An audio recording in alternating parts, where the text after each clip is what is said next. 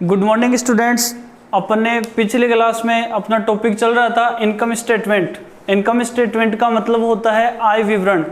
और income statement अपन ने बना के भी देखा था कि इनकम स्टेटमेंट में सबसे पहले अपन ने ग्रॉस प्रॉफिट कैलकुलेट किया था, यानी सकल लाभ कैलकुलेट किया था। इसके बाद ऑपरेटिंग प्रॉफिट कैलकुलेट किया। इसके बाद अपन ने प्रॉफिट आफ्टर टैक्स कैलकुलेट किया और लास्ट में अपन ने जाके उस स्टेटमेंट से रिजर्व एंड सरप्लस की कैलकुलेशन की थी। अब अपन उस टॉपिक वो अपना जो चल रहा था इनकम स्टेटमेंट, उसमें अपने कुछ टॉपिक्स थे जिनके बारे में अपन डिस्कस करेंगे। और उसमें सबसे पहला जो अपना पॉइंट आता है, इनकम स्टेटमेंट अपना टॉपिक चल रहा था।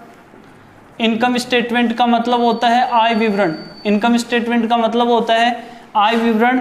और उसमें कुछ टॉपिक्स अपन को डिस्कस करने थे, जिसमें अपन वर्किंग नोट फर्स्ट अपन पढ़ेंगे COGS के बारे में। और COGS की फुल फॉर्म होती है कॉस्ट ऑफ गुड्स सोल्ड।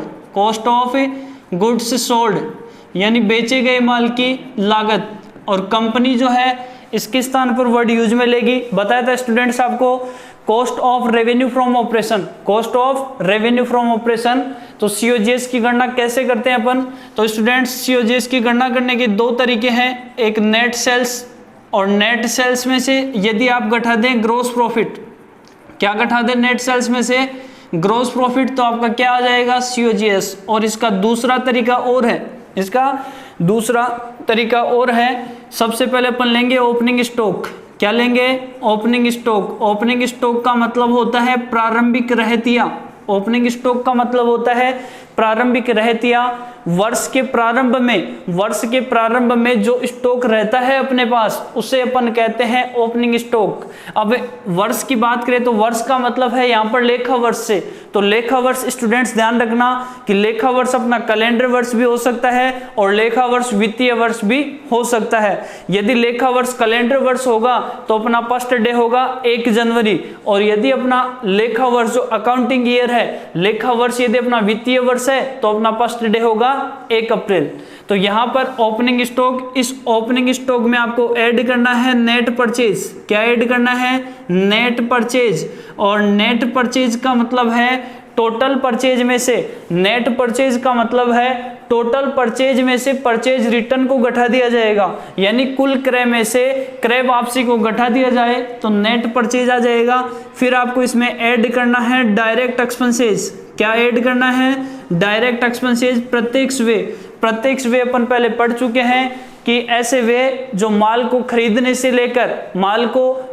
से लेकर व्यापार स्थल तक लाने के लिए किए जाते हैं, उन सभी व्ययों को प्रत्यक्ष व्यय कहते हैं। जैसे wages, carriage, royalty on purchase, carriage inward, ये जो सारे एक्सपेंसेज है ये डायरेक्ट एक्सपेंसेज है। इन डायरेक्ट एक्सपेंसेज को क्या कर देना? आपको ऐड कर देना है और इसमें से आपको लेस कर देना है क्लोजिंग स्टॉक। क्या लेस कर देना है? Closing stock. वर्ष के अंत में जो माल बिना बिका रह जाता है उसे क्लोजिंग स्टॉक कहते हैं। और जो वैल्यू अपन लेस करते हैं उसको ब्रैकेट में दिखाते हैं। कहाँ दिखाते हैं? ब्रैकेट में। तो इसको घटाने के बाद जो वैल्यू आएगी उस वैल्यू को कहते हैं COGS। COGS का मतलब होता है कॉस्ट ऑफ गुड्स सोल्ड। तो इस तरह से अपन COGS की गणना कर लेंगे स्टूडेंट्स। आ गई बात समझ में? इसके बाद अपन नेक्स्ट अपना वर्किंग नोट सेकंड होगा जो इनकम स्टेटमेंट से रिलेटेड ही है, ऑपरेटिंग एक्सपेंसेज। कौन से एक्सपेंसेज? ऑपरेटिंग एक्सपेंसेज, जिनको हिंदी में कहते हैं परिचालन व्यय। हिंदी में क्या कहते हैं? परिचालन व्यय, ऑपरेटिंग एक्सपेंसेज। बात अपन करते हैं कि ऑपरेटिंग एक्सपेंसेज किन्हें कहते हैं? ऐसे व्यय जो प्रत्यक्ष व्ययों को छोड़कर ऐसे वे जो व्यापार के सामान्य संचालन से संबंधित होते हैं।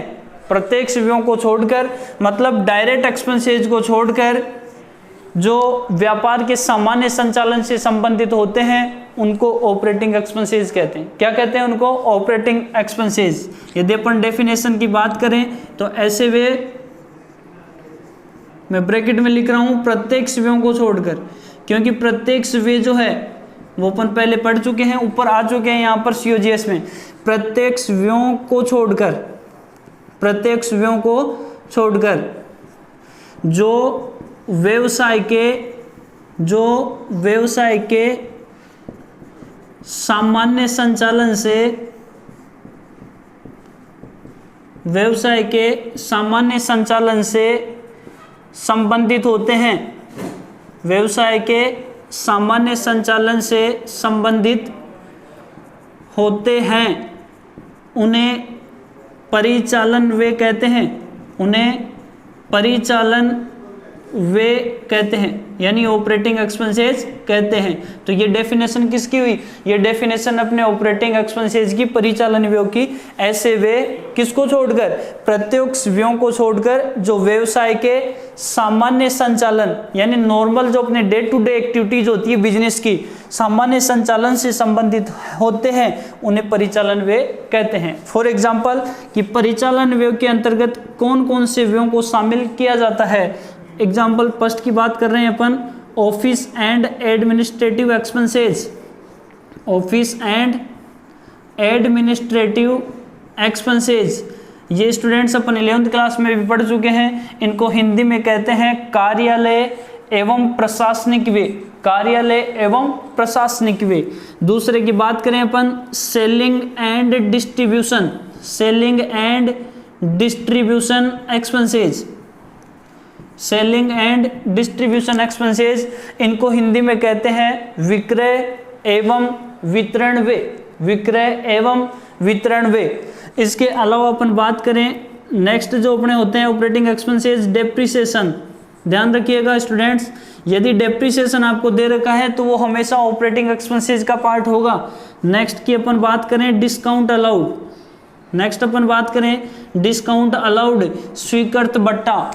व्यापारी के द्वारा जो ग्राहकों को बट्टा दिया जाता है, व्यापारी के द्वारा जो ग्राहकों को बट्टा दिया जाता है उसे डिस्काउंट अलाउड, स्वीकृत बट्टा कहते हैं। इसके अलावा बात करें अपन बैड डेब्ट्स, इसके अलावा बात करें बैड डेब्ट्स यानी डूबत ऋण। डूबत ऋण भी हमेशा ध्यान रखना ऑपरेटिंग एक्सपेंसेस का पार्ट होता है। और नेक्स्ट अपन बात करें interest on short term loan, important point है ये, interest on short term. Short term का मतलब होता है अल्पकालीन, interest on short term loan, ये इंपॉर्टेंट पॉइंट है स्टूडेंट्स, ध्यान रखना। यदि शॉर्ट टर्म लोन माने यानी अल्पकालीन ऋण, अल्पकालीन ऋण का यदि ब्याज है तो वो हमेशा किसका पार्ट होगा? ऑपरेटिंग एक्सपेंसेस, परिचालन व्ययों का पार्ट होगा। तो ये अपने ऑपरेटिंग एक्सपेंसेस हैं सारे, ये सारे अपने क्या है?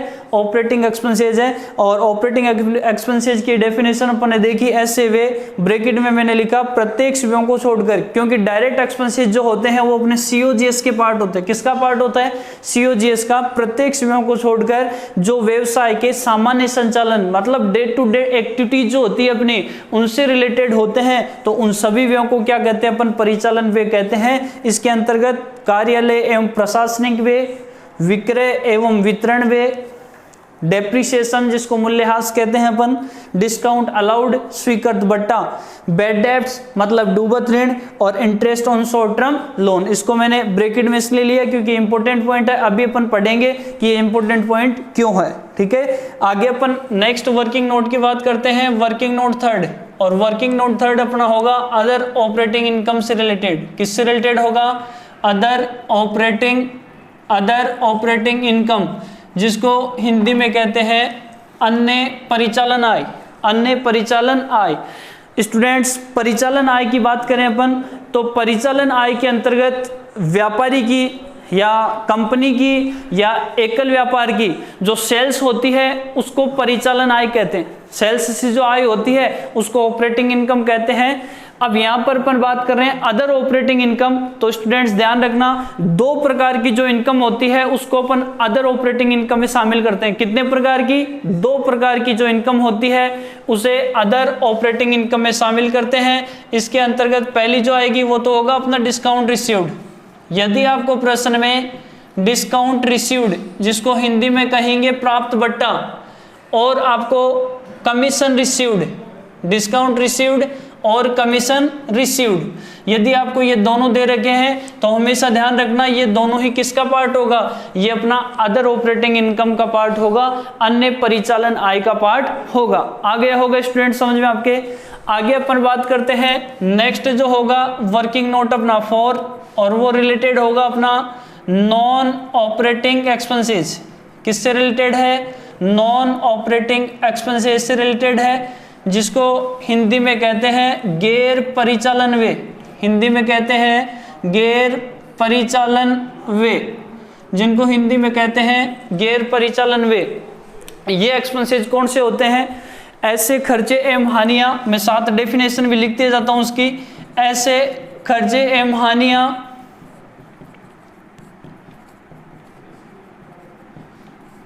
जो व्यवसाय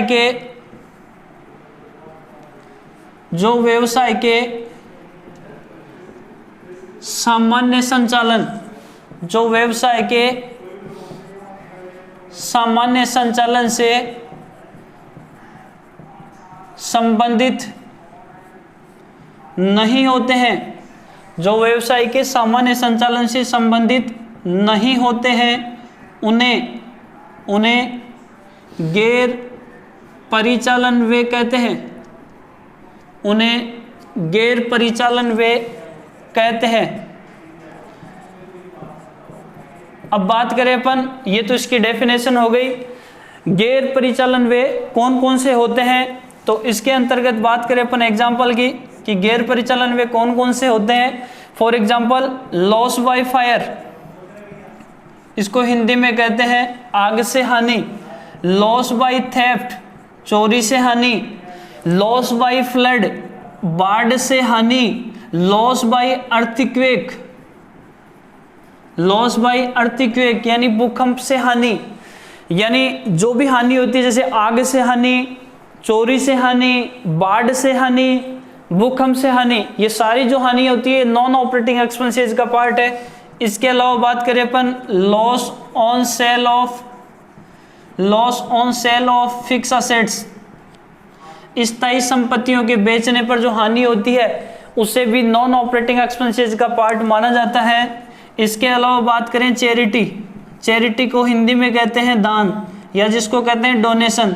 तो चैरिटी या डोनेशन जो है वो भी किसका पार्ट होता है? नॉन ऑपरेटिंग एक्सपेंसेस का पार्ट होता है स्टूडेंट्स। इसके अलावा बात करें अपन इनकम टैक्स को हिंदी में कहते हैं आयकर। तो इनकम टैक्स स्टूडेंट्स ध्यान रखना आपको, ये भी नॉन ऑपरेटिंग एक्सपेंसेस का पार्ट होता है। और इंपॉर्टेंट पॉइंट जो है वो है अपना interest on long term loan. Interest on long term loan, दीर्घकालीन ऋण का, या फिर अपन कह सकते हैं interest on debentures.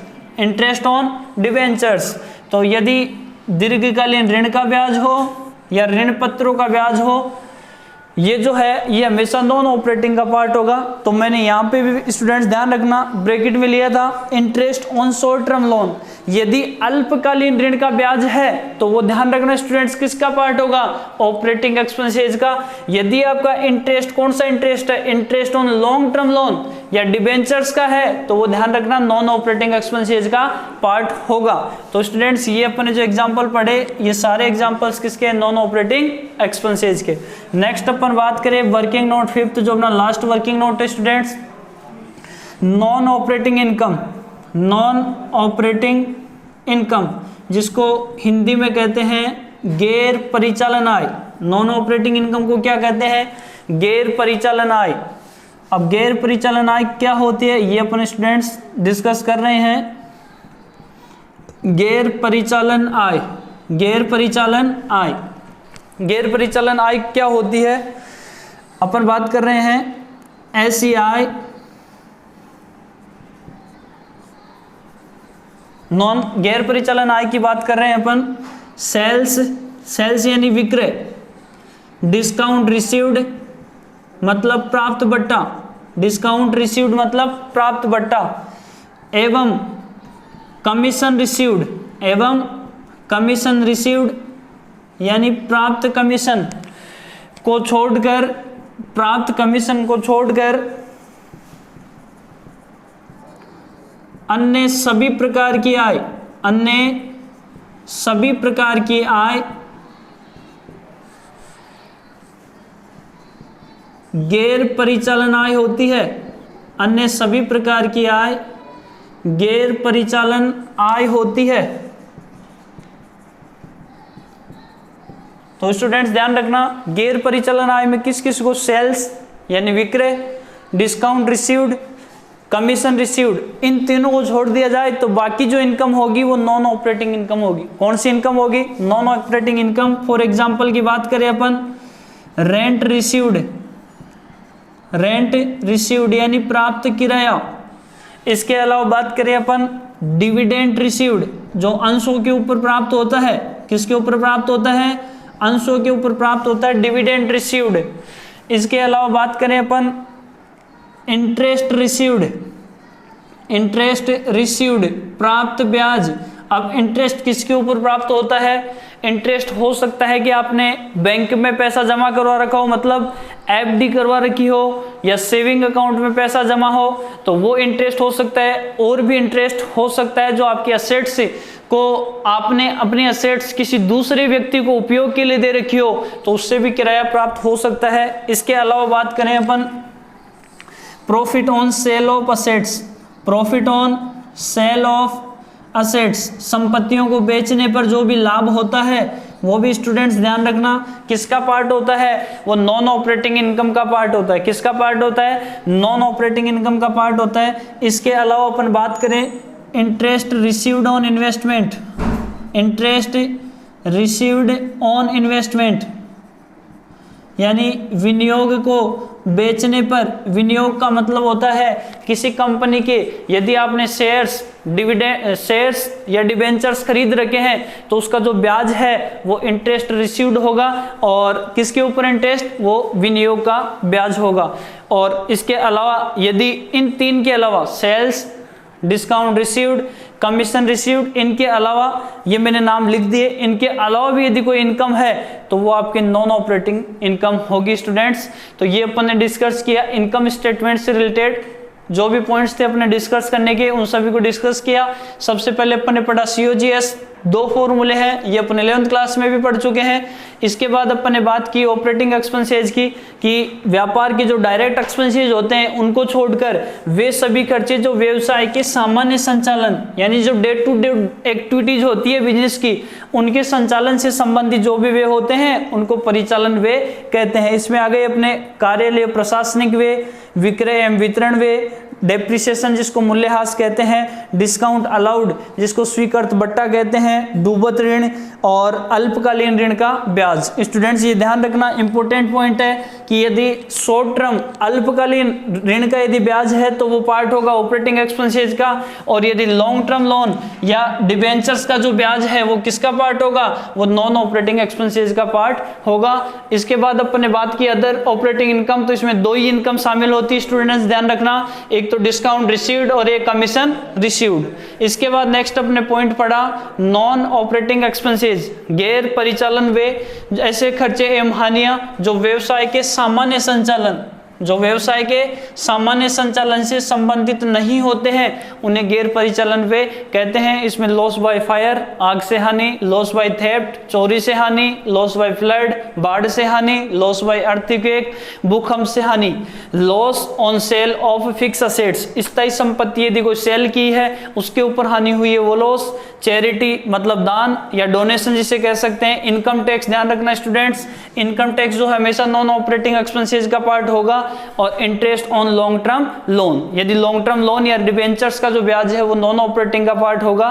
Non operating income की बात करें तो नॉन ऑपरेटिंग इनकम में सेल्स, डिस्काउंट रिसीव्ड और कमीशन रिसीव्ड, इनको छोड़कर बाकी सभी प्रकार की जो इनकम है उसे अपन किस में शामिल करेंगे? नॉन ऑपरेटिंग इनकम में शामिल करेंगे, जिसमें लिखा मैंने rent received, dividend received, interest received, profit on sale of assets और इंटरेस्ट रिसीव्ड ऑन इन्वेस्टमेंट। तो यहाँ पर ये अपन पढ़ चुके हैं इनकम स्टेटमेंट से रिलेटेड जो भी वैल्यूज थी उनका अपन एनालिसिस कर चुके हैं।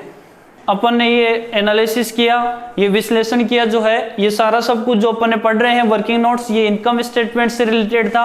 अब इंपॉर्टेंट पॉइंट एक अपना ये भी आता है कि आपको यदि प्रश्न में मान लो EBIT दे रखा है, क्या दे रखा है? EBIT का मतलब होता है earning before interest and tax. EBIT दे रखा है और उस EBIT से आपको रिजर्व एंड सरप्लस की गणना करनी है। किसकी गणना करनी है? रिजर्व एंड सरप्लस की गणना करनी है। तो उसका स्टेटमेंट अपन बनाते हैं स्टूडेंट्स। आशा करते हैं स्टूडेंट्स आपसे कि जो टॉपिक अभी पढ़ाया या जो टॉपिक अपन ने डिस्कस किया वो समझ में आ गया होगा आपके।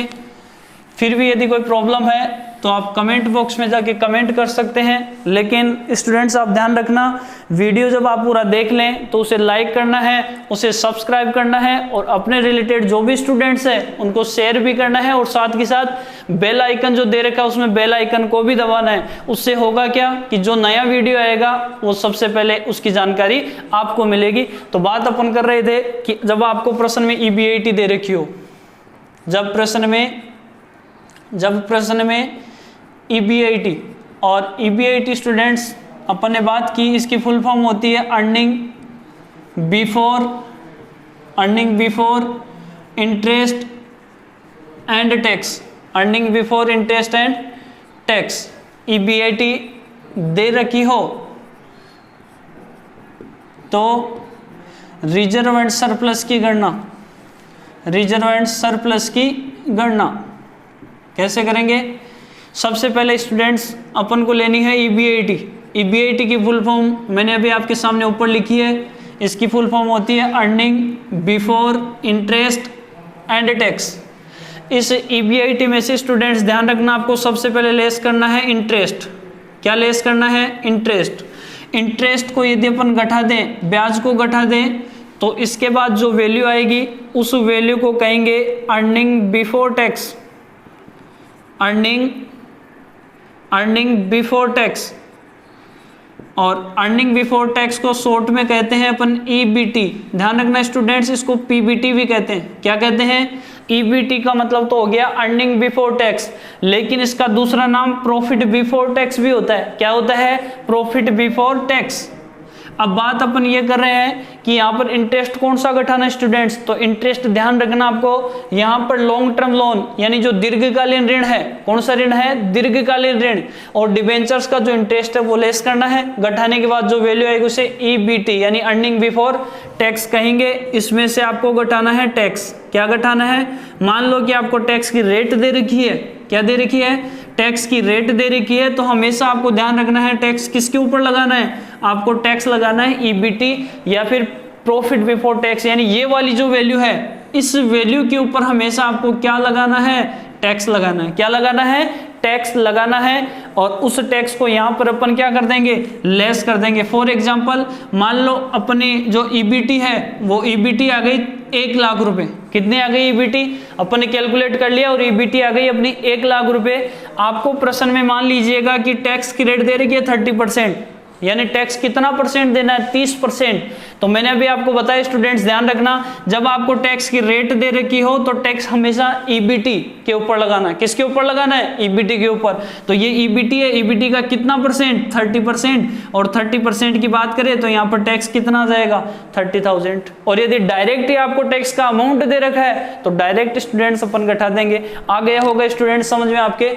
इसके बाद अपन बात करें, अपने पास आ गया टैक्स की वैल्यू को घटा देंगे, तो टैक्स की वैल्यू को घटाने के बाद जो वैल्यू आएगी उसे कहेंगे अर्निंग आफ्टर टैक्स। उसे क्या कहेंगे?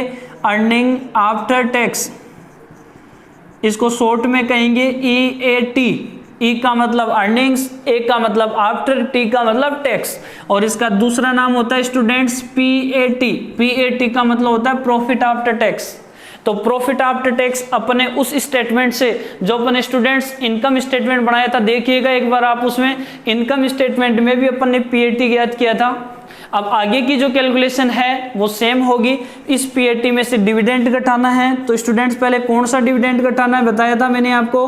पहले आपको प्रेफरेंस डिविडेंड घटाना है। कौन सा डिविडेंड घटाना है? प्रेफरेंस डिविडेंड, जिसको अधिमान लाभांश कहते हैं। इस प्रेफरेंस डिविडेंड को घटाना है। और मैंने आपको स्टूडेंट्स पहली क्लास में भी बताया था, जो अपनी पिछली क्लास थी, कि प्रेफरेंस डिविडेंड जो है वो हमेशा पेड अप कैपिटल पे दिया जाता है। इंपॉर्टेंट क्वेश्चन बनता है कि डिविडेंड कौन सी कैपिटल पे दिया जाता है, तो हमेशा ध्यान रखना है कि जो डिविडेंड है वो हमेशा पेड अप कैपिटल पे दिया जाता है। कितनी कैपिटल पे दिया जाता है? Paid up capital. For example मान लीजिए कि आपको प्रश्न में दे रखी है प्रेफरेंस कैपिटल 1 लाख रुपए। कितनी दे रखी है?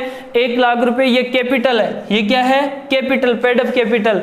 और आपको प्रश्न में डिविडेंड की रेट दे रखी है, मान लीजिएगा 10%। कितनी दे रखी है? 10%। तो आपका प्रेफरेंस डिविडेंड 1 लाख का 10% कितना हो जाएगा स्टूडेंट्स? 10,000। तो ये प्रेफरेंस डिविडेंड घटा देंगे अपन। प्रेफरेंस डिविडेंड घटाने के बाद जो वैल्यू आएगी उस वैल्यू को नेट अर्निंग्स कहते हैं स्टूडेंट्स। क्या कहते हैं? नेट अर्निंग्स कहते हैं। और इस नेट अर्निंग्स में से आपको स्टूडेंट्स फिर घटाना है इक्विटी डिविडेंड। कौन सा डिविडेंड? Equity dividend. ये इक्विटी डिविडेंड भी जो है वो हमेशा पेड अप कैपिटल पर दिया जाता है। कौन सी कैपिटल पे दिया जाता है स्टूडेंट्स? पेड अप कैपिटल पर। इसके बाद जो वैल्यू बचेगी उसे रिजर्व एंड सरप्लस कहेंगे। तो अपना आपको जब प्रश्न में ईबीआईटी दे रखा हो, मतलब earning before interest and tax दे रखा हो और उससे रिजर्व की गणना करनी हो, तो ये स्टेटमेंट है स्टूडेंट्स। और इसका दूसरा नाम भी मैंने आपको बताया था, रिजर्व एंड सरप्लस का दूसरा नाम होता है रिटेन अर्निंग्स। दूसरा नाम क्या होता है? Retained earnings. Reserve and surplus का दूसरा नाम है। इस तरह से अपन रिजर्व एंड सरप्लस की गणना कर सकते हैं। सबसे पहले ईबीआईटी लेना है। ईबीआईटी में से आपको इंटरेस्ट घटा देना है। इंटरेस्ट घटाने के बाद जो वैल्यू आएगी उसे अर्निंग बिफोर टैक्स कहेंगे स्टूडेंट्स, जिसको शॉर्ट में अपन ईबीटी या पीबीटी भी कहते हैं। इसके बाद आपको टैक्स घटाना है। यदि आपको टैक्स की रेट दे रखी है तो स्टूडेंट्स ध्यान रखना, डायरेक्ट आपको ईबीटी के ऊपर लगाना है। किसके ऊपर लगाना है? ईबीटी के ऊपर लगाना है। और इस यदि आपको डायरेक्ट अमाउंट दे रखा है तो डायरेक्ट अपन लेस कर देंगे। इसके बाद आपकी जो वैल्यू आएगी उससे कहते हैं अर्निंग आफ्टर टैक्स, यानी ईएटी या पीएटी। और पीएटी में से फिर कौन सा डिविडेंड घटाना है स्टूडेंट्स? Preference dividend. कौन सा डिविडेंड? प्रेफरेंस डिविडेंड घटाना है। जो वैल्यू आएगी उसे नेट अर्निंग्स कहते हैं। नेट अर्निंग्स में से आपको इक्विटी डिविडेंड घटाना है। ये डिविडेंड भी ध्यान रखना हमेशा कौन से कैपिटल पे दिया जाएगा? Paid up capital. Important question बनता है स्टूडेंट्स, ध्यान रखना। कई बार ये क्वेश्चन कॉम्पिटिशन एग्जाम्स में आ चुका है और आपके लिए भी वेरी इंपॉर्टेंट है कि डिविडेंड कौन सी कैपिटल पे दिया जाता है। तो आपका आंसर होगा कि डिविडेंड हमेशा पेड अप कैपिटल पर दिया जाता है। कौन सी कैपिटल पर? पेड अप कैपिटल पर। इसको घटाने के बाद जो वैल्यू आएगी उसे रिजर्व एंड सरप्लस कहेंगे स्टूडेंट्स, रिटेन अर्निंग्स कहेंगे। आज की ये जो क्लास है इसमें स्टूडेंट्स अपन यहीं तक टॉपिक पे चर्चा करेंगे। अब जो अपनी अगली नेक्स्ट क्लास होगी वो इंपॉर्टेंट क्लास होने जा रही है और वो जो टॉपिक होगा वो अपना पार्टनरशिप, साझेदारी से रिलेटेड होगा। साझेदारी पार्टनरशिप के 4 चैप्टर दे रखे हैं अपनी बुक में और वो चारों चैप्टर टोटल 25 मार्क्स के। कितने मार्क्स के? 25 मार्क्स के, 25 मार्क्स के हैं। उसमें से अपन फर्स्ट वाला जो चैप्टर है साझेदारी का सामान्य परिचय, यानी जनरल इंट्रोडक्शन ऑफ पार्टनरशिप, वो स्टार्ट करेंगे। वेरी इंपॉर्टेंट होगा अपना टॉपिक। और इस वीडियो को देखने के बाद मैं ये आशा करता हूं कि आपको समझ में आ गया होगा। यदि नहीं आया तो आप कमेंट बॉक्स में जाके कमेंट कर सकते हैं और अपनी प्रॉब्लम पूछ सकते हैं। इसके अलावा आपको वीडियो को देखने के बाद उसे लाइक करना है, उसे शेयर, यदि आपके स्टूडेंट्स और भी रिलेटेड स्टूडेंट्स हैं तो उनको शेयर करना है, सब्सक्राइब करना है और साथ में बेल आइकन को भी दबाना है। क्यों? क्योंकि बेल आइकन को जब आप दबाओगे तो उसके बाद जो आपके पास नया वीडियो आएगा वो सबसे पहले आपके पास ही आएगा। Thanks students, thank you for watching.